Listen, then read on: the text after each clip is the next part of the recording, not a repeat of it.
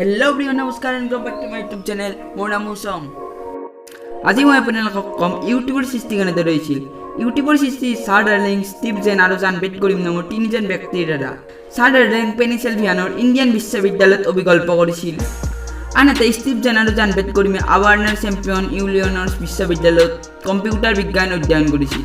2005 চনৰ এদিনাখন San Francisco চেনৰ বাসগৃহত হোৱা এটা 900 বছৰ ভিডিঅ' কিছু বিতৰণত অসুবিধাৰ সৃষ্টি হোৱাত হাৰ্লেং আৰু চেনৰ মনত ইউটিউব নামৰ মাধ্যমটো ধাৰণা হৈছিল। সেইদিনা কৰিম তাত উপস্থিত নাছিল বাবে ইয়াক সম্ভাৱনীয়তাক অস্বীকাৰ কৰিছিল।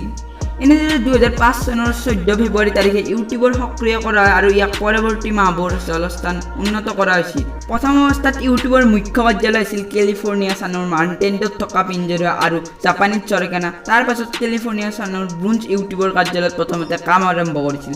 চেকু কেপিটেলে 2005 চনৰ নৱেম্বৰৰ পৰা 2006 চনৰ এপ্ৰিলৰ মাজভাগত 2005 চনৰ 23 এপ্ৰিলত প্ৰথমতে ইউটিউবত ভিডিঅ' আপলোড কৰা হৈছিল আৰু ইয়াৰ নাম আছিল মি এট ডি জু, য'ত উদ্ভাৱক জাভেদ কৰিম মোক দেখা গৈছিল আৰু চেন ডিয়েগ চিৰিয়াখানা। সকলো ইউটিউবৰ উপভোক্তাই 15 মিনিটৰ দৈৰ্ঘ্যৰ ভিডিঅ'বোৰ আপলোড কৰিব পাৰে। যিসকল উপভোক্তাই ইউটিউবৰ কমিউনিটি গাইডলাইন সফলভাৱে পালন কৰে তেওঁলোকৰ অসীম দৈৰ্ঘ্যৰ ভিডিঅ'বোৰ আপলোড কৰিব পাৰে, যাৰ কাৰণে তেওঁলোকে একাউণ্ট সাধাৰণতে মোবাইল ফোন বা কম্পিউটাৰৰ সহায়ত সত্যাৱিত কৰিব লাগে। 2005 চনৰ ইউটিউব আৰম্ভ কৰাৰ সময়ত ইয়াৰ দীঘল দৈৰ্ঘ্যৰ ভিডিঅ'বোৰ আপলোড কৰিব পৰা গৈছিল, কিন্তু 2006 চনৰ মাৰ্চ মাহত 10 মিনিটৰ এটা সীমা নিৰ্ধাৰণ কৰা হয়, কাৰণ তেতিয়া ইউটিউবৰ বহুতো দূৰদৰ্শন আৰু কথাছবিৰ অনাধিকাৰ ভিডিঅ'বোৰ আপলোড কৰা হৈছিল। আকৌ 2010 চনৰ জুলাই মাহত 10 মিনিটৰ সীমা 15 মিনিটলৈ বঢ়াই দিয়া হয়।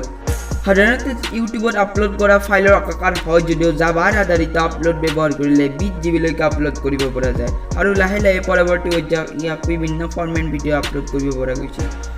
মই জনা এইখিনি ইউটিউবৰ সৃষ্টিৰ বিষয়ে। যদি ভিডিঅ'টো ভাল লাগিছে লাইক কৰিব, শ্বেয়াৰ কৰিব আৰু চেনেলটো ছাবস্ক্ৰাইব কৰিব।